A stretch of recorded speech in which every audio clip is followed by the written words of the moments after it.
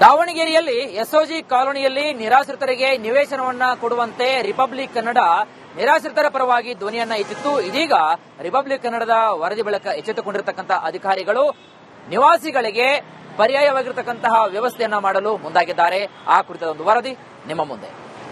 ದಾವಣಗೆರೆ ನಗರದಲ್ಲಿ ಅಕ್ಟೋಬರ್ 11ರಂದು ಹೊರವಲಯದಲ್ಲಿರುವಂತಹ ರವೀಂದ್ರನಾಥ್ ಬಡಾವಣೆಯಲ್ಲಿ 36 ಕುಟುಂಬಗಳ ಆ ಮನೆಗಳನ್ನ ತೆರವುಗೊಳಿಸಿ ಅವರನ್ನ ಗಂಜಿ ಕೇಂದ್ರಕ್ಕೆ ಶಿಫ್ಟ್ ಮಾಡುವಂತಹ ಕೆಲಸವನ್ನ ಮಾಡಿತ್ತು. ಅಕ್ಟೋಬರ್ 11ರಿಂದ ಹಿಡಿದು ಇವತ್ತಿನವರೆಗೂ ಸಹ ಆ ಕುಟುಂಬಗಳ ಜೊತೆಗೆ ನಿಮ್ಮ ರಿಪಬ್ಲಿಕ್ ಕನ್ನಡ ನಿಂತಿತ್ತು. ಅವರ ಆ ಕಷ್ಟಕರ ದಿನಗಳನ್ನ ಸರ್ಕಾರಕ್ಕೆ ಮತ್ತು ಇಲ್ಲಿರುವಂತಹ ಸ್ಥಳೀಯ ಅಧಿಕಾರಿಗಳಿಗೆ ಸುದ್ದಿ ಮಾಡುವ ಮೂಲಕ ಮುಟ್ಟಿಸುವಂತಹ ಕೆಲಸವನ್ನ ಮಾಡಿತ್ತು. ಆ ಅಧಿಕಾರಿಗಳನ್ನು ಮತ್ತು ರಾಜ್ಯ ಸರ್ಕಾರವನ್ನು ಎಚ್ಚರಿಸುವಂತಹ ಕೆಲಸವನ್ನು ಸಹ ಮಾಡಿತ್ತು. ಪ್ರತಿಯೊಂದು ಕ್ಷಣದಲ್ಲೂ ಸಹ ಅವರು ಅನುಭವಿಸುತ್ತಿರುವ ಸಮಸ್ಯೆಗಳನ್ನ ತೋರಿಸುವಂತ ಕೆಲಸವನ್ನ ಮಾಡುತ್ತಾ. ಆದ್ರೆ ಅದರ ಫಲಶ್ರುತಿಯಾಗಿ ಇವತ್ತು ಆ 36 ಕುಟುಂಬಗಳಿಗೆ ಒಂದು ಸೈಟ್ ಅನ್ನ ಅಲರ್ಟ್ ಮಾಡೋಕೆ ಮಹಾನಗರ ಪಾಲಿಕೆ ಮುಂದಾಗಿರುವಂತದ್ದು. ನಗರದ ದಾವಣಗೆರೆ ನಗರ ಹೊರವಲಯದಲ್ಲಿರುವಂತಹ ಎಸ್ಒಜಿ ಕಾಲೋನಿಯಲ್ಲಿ ಸುಮಾರು 600 ಅಡಿಯಷ್ಟು ಜಾಗೆಯಲ್ಲಿ ಆ 36 ಕುಟುಂಬಗಳಿಗೆ ಸೈಟ್ ಹಂಚಿಕೆ ಮಾಡೋಕೆ ಮುಂದಾಗಿರುವಂತದ್ದು. ಅದನ್ನು ಸ್ವಚ್ಛಗೊಳಿಸುವಂತ ಕೆಲಸಕ್ಕೂ ಸಹ ಮುಂದಾಗಿರುವಂತದ್ದು. ಈ ವಿಚಾರಕ್ಕೆ ಸಂಬಂಧಪಟ್ಟಂತೇನು ರವೀಂದ್ರನಾಥ್ ಬಡಾವಣೆಯ 36 ಕುಟುಂಬಗಳ ನಿಜಕ್ಕೂ ಈ 36 ಕುಟುಂಬಗಳು ಏನು ಕಳೆದ 3 ತಿಂಗಳಿಂದ ಒಂದು ನರಕವನ್ನೇ ಅನುಭವಿಸಿದ್ದಾರೆ ಅಂದ್ರೆ ತಪ್ಪಾಗ್ಲಿಕ್ಕೆ ಆಗಲ್ಲ. ನಾವು ಹತ್ತಿರದಿಂದ ಹೋಗಿ ಕಣ್ಣಾರೆ ಕಂಡಿರುವಂತದ್ದು. ಇನ್ನು ಅವತ್ತು ಏಕಾಏಕಿ ಬಂದು ಮನೆಯನ್ನ ಡೆಮಾಲಿಷ್ ಮಾಡ್ತಾರೆ. ಸಾಕಷ್ಟು ವೃದ್ಧರು, ಮಹಿಳೆಯರು, ಮಕ್ಕಳು ಏನು ಅತಂತ್ರ ಸ್ಥಿತಿಯಲ್ಲಿ ಅವರು ಕೈಕಾಲು ಹಿಡಿದು ಬೇಡಿಕೊಳ್ಳುವಂತ ಪರಿಸ್ಥಿತಿನಲ್ಲಿ ನಿರ್ಮಾಣ ಆಗಿತ್ತು. ಜೆಸಿಬಿ ಮುಂದೆ ಮಲಗಿಕೊಂಡು ಮೊದಲು ನಮ್ಮನ್ನು ಸಾಯಿಸಿ ಆಮೇಲೆ ಮನೆಗಳನ್ನ ತೆರವುಗೊಳಿಸಿ ಅನ್ನುವಂತ ಆಕ್ರೋಶದ ನುಡಿಗಳನ್ನು ಸಹ ಆಡಿದ್ರು. ಸಾಕಷ್ಟು ದುಃಖದಿಂದ ಅವತ್ತು ದಾರಿ ಕಾಣದಂತೆ ಬೀದಿಗೆ ಬಿದ್ದಿದ್ರು. ಅದಾದ ನಂತರ ಈ ಸುದ್ದಿಗಳ ಮೂಲಕ ಅಂದ್ರೆ ರಿಪಬ್ಲಿಕ್ ಕನ್ನಡ ನಿರಂತರವಾಗಿ ಸುದ್ದಿ ಮಾಡುವ ಮೂಲಕ ಅಧಿಕಾರಿಗಳಿಗೆ ಒಂದು ಚಾಟಿ ಬೀಸುವಂತ ಕೆಲಸವನ್ನು ಮಾಡುತ್ತೆ. ತಕ್ಷಣ ಅವರನ್ನ ಆ ನಗರದ ಹೊರವಲಯದಲ್ಲಿ ಅಂತಂದ್ರೆ ದಾವಣಗೆರೆಯಿಂದ 20 ಕಿಲೋಮೀಟರ್ ಅಂತರದಲ್ಲಿರುವಂತಹ ತುರ್ಚಘಟ್ಟದ ಗಂಜಿ ಕೇಂದ್ರಕ್ಕೆ ಸ್ಥಳಾಂತರ ಮಾಡುವಂತ ಕೆಲಸವನ್ನ ಮಾಡುತ್ತೆ. ಆದ್ರೆ ಆ ಗಂಜಿ ಕೇಂದ್ರದಲ್ಲಿ ಕಳೆದ 3 ತಿಂಗಳಿಂದ ಇದ್ದದ್ರಲ್ಲಿ ಅಂದ್ರೆ ಆ ಗಂಜಿ ಕೇಂದ್ರದಲ್ಲೂ ಸಹ ಸಾಕಷ್ಟು ನಿಯಮಗಳಿರೋದ್ರಿಂದ ಅಲ್ಲಿ ಇದ್ದಂತ ಬಜೆಟ್ ನಲ್ಲಿ ಅವರು ಸಹ ಊಟ ಉಪಚಾರ ಮಾಡುವಂತ ಕೆಲಸವನ್ನು ಮಾಡಿದ್ರು. ಆದ್ರೆ ಸಾಕಷ್ಟು ಅಲ್ಲಿರುವಂತಹ ಊಟ ಇರ್ಬೋದು, ವಾತಾವರಣ ಇರ್ಬೋದು, ಆಮೇಲೆ ಸ್ನಾನಕ್ಕೆ, ಶೌಚಕ್ಕೆ ಸಾಕಷ್ಟು ಸಮಸ್ಯೆಗಳನ್ನ 3 ತಿಂಗಳಿಂದ ಅವರು ಅನುಭವಿಸಿರುವಂತದ್ದು. ಮಕ್ಕಳಿಗೂ ಸಹ ಸಾಕಷ್ಟು ಎಜುಕೇಶನ್ಗೂ ತೊಂದರೆ ಆಗಿತ್ತು.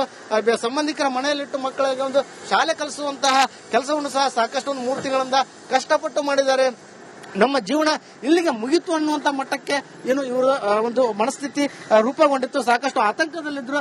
ಇದೇ ಬೆನ್ನಲ್ಲೇ ಆತಂಕದಲ್ಲಿರುವಂತಹ ಬೆನ್ನಲ್ಲೇ ಏನು ಆ ಗಂಜಿ ಕೇಂದ್ರದಿಂದ ಸಹ ಅವರನ್ನ ಹೊರಗಡೆ ಹಾಕುವಂತ ಕೆಲಸ ಆಗುತ್ತೆ. ಗೇಟ್ ಮುಂದೆನೆ ಆಕಾಶವೇ ಕಳಚಿ ಬಿದ್ದಂತೆ ಅವರೆಲ್ಲ ಕೂತ್ಕೊಂಡಿದ್ರು. ಆದ್ರೆ ಅವತ್ತು ರಿಪಬ್ಲಿಕ್ ಕನ್ನಡ ಹೋಗಿ ಅವರಿಗೆ ಒಂದು ಧೈರ್ಯ ತುಂಬುವ ಕೆಲಸ ಮಾಡುತ್ತೆ. ಅವರ ಆ ಕಷ್ಟಕರವಾದಂತಹ ಪರಿಸ್ಥಿತಿಯನ್ನು ಇಡೀ ರಾಜ್ಯಕ್ಕೆ ಮುಟ್ಟಿಸುವಂತ ಕೆಲಸವನ್ನ ಮಾಡುತ್ತೆ. ನಿರಂತರವಾಗಿ ಬೆಳಗ್ಗೆಯಿಂದ ಸಾಯಂಕಾಲವರೆಗೆ ಸುದ್ದಿ ಬಿತ್ತರಿಸುವ ಮೂಲಕ ರಾಜ್ಯ ಸರ್ಕಾರವನ್ನು ಮತ್ತು ಜಿಲ್ಲಾಡಳಿತವನ್ನ ಎಚ್ಚರಿಸುವಂತಹ ಕೆಲಸವನ್ನ ಮಾಡುತ್ತೆ. ಇದರ ಫಲಶ್ರುತಿಯಾಗಿ ಇವತ್ತು ನಿಜಕ್ಕೂ ಆ 36 ಕುಟುಂಬಗಳಿಗೆ ಸೈಟ್ಗಳ ಹಂಚಿಕೆ ಆಗ್ತಿರುವಂತದ್ದು, ಆ ಸೈಟ್ಗಳು ಸಿಗ್ತಿರುವಂತದ್ದು. ಇವರ ಒಂದು ಸಂಭ್ರಮದಲ್ಲಿ ನಿಮ್ಮ ರಿಪಬ್ಲಿಕ್ ಕನ್ನಡ ಸಹ ಭಾಗಿಯಾಗಿರುವುದು ನಿಜಕ್ಕೂ ಸಾಕಷ್ಟು ಸಂತೋಷವನ್ನ ವ್ಯಕ್ತಪಡಿಸುವಂತಹ ಗಳಿಗೆ ಅಂತಾನೆ ಹೇಳಬಹುದು. ಕ್ಯಾಮರಾ ಪರ್ಸನ್ ಶಿವರಾಜ್ ನಿಗರ್ ಜೊತೆ ವಿಠಲ್ ಕೆರವಾಡ್, ರಿಪಬ್ಲಿಕ್ ಕನ್ನಡ, ದಾವಣಗೆರೆ.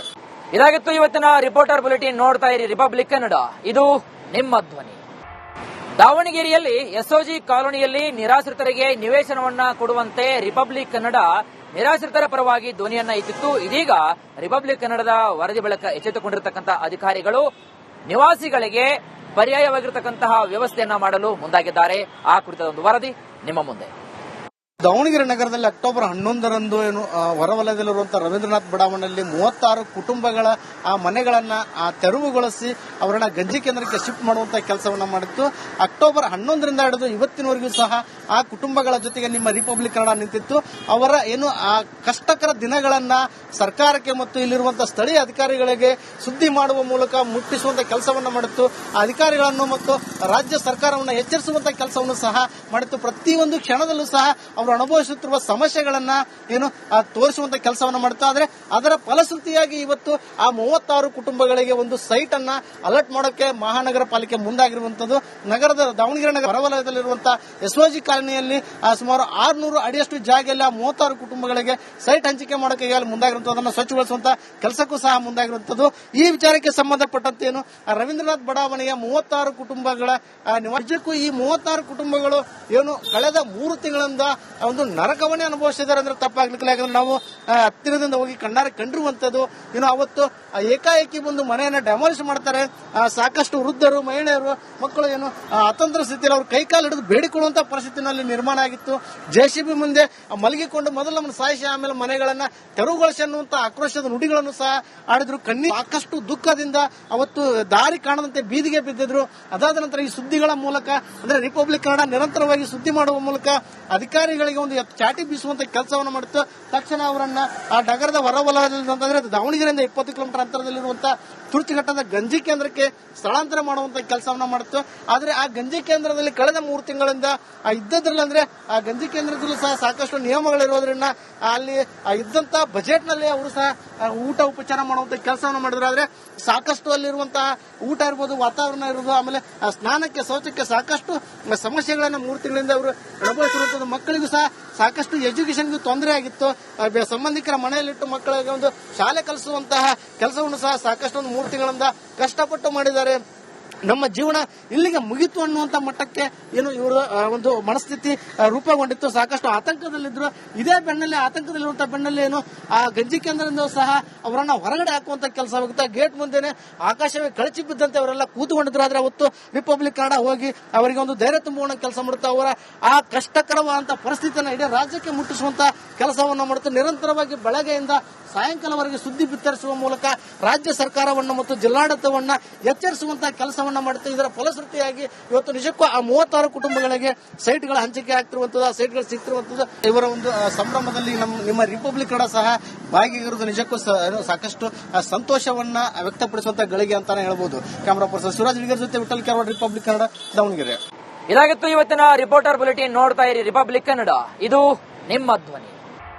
ದಾವಣಗೆರೆಯಲ್ಲಿ SOG ಕಾಲೋನಿಯಲ್ಲಿ ನಿರಾಶ್ರಿತರಿಗೆ ನಿವೇಶನವನ್ನ ಕೊಡುವಂತೆ ರಿಪಬ್ಲಿಕ್ ಕನ್ನಡ ನಿರಾಶ್ರಿತರ ಪರವಾಗಿ ಧ್ವನಿಯನ್ನ ಎತ್ತಿತ್ತು. ಇದೀಗ ರಿಪಬ್ಲಿಕ್ ಕನ್ನಡದ ವರದಿ ಬಳಿಕ ಎಚ್ಚೆತ್ತುಕೊಂಡಿರತಕ್ಕಂತಹ ಅಧಿಕಾರಿಗಳು ನಿವಾಸಿಗಳಿಗೆ ಪರ್ಯಾಯವಾಗಿರತಕ್ಕಂತಹ ವ್ಯವಸ್ಥೆಯನ್ನ ಮಾಡಲು ಮುಂದಾಗಿದ್ದಾರೆ. ಆ ಕುರಿತ ಒಂದು ವರದಿ ನಿಮ್ಮ ಮುಂದೆ. ದಾವಣಗೆರೆ ನಗರದಲ್ಲಿ ಅಕ್ಟೋಬರ್ 11ರಂದು ಹೊರವಲಯದಲ್ಲಿರುವಂತಹ ರವೀಂದ್ರನಾಥ್ ಬಡಾವಣೆಯಲ್ಲಿ 36 ಕುಟುಂಬಗಳ ಆ ಮನೆಗಳನ್ನ ತೆರವುಗೊಳಿಸಿ ಅವರನ್ನ ಗಂಜಿ ಕೇಂದ್ರಕ್ಕೆ ಶಿಫ್ಟ್ ಮಾಡುವಂತಹ ಕೆಲಸವನ್ನ ಮಾಡಿತ್ತು. ಅಕ್ಟೋಬರ್ 11ರಿಂದ ಹಿಡಿದು ಇವತ್ತಿನವರೆಗೂ ಸಹ ಆ ಕುಟುಂಬಗಳ ಜೊತೆಗೆ ನಿಮ್ಮ ರಿಪಬ್ಲಿಕ್ ಕನ್ನಡ ನಿಂತಿತ್ತು. ಅವರ ಆ ಕಷ್ಟಕರ ದಿನಗಳನ್ನ ಸರ್ಕಾರಕ್ಕೆ ಮತ್ತು ಇಲ್ಲಿರುವಂತಹ ಸ್ಥಳೀಯ ಅಧಿಕಾರಿಗಳಿಗೆ ಸುದ್ದಿ ಮಾಡುವ ಮೂಲಕ ಮುಟ್ಟಿಸುವಂತ ಕೆಲಸವನ್ನ ಮಾಡಿತ್ತು.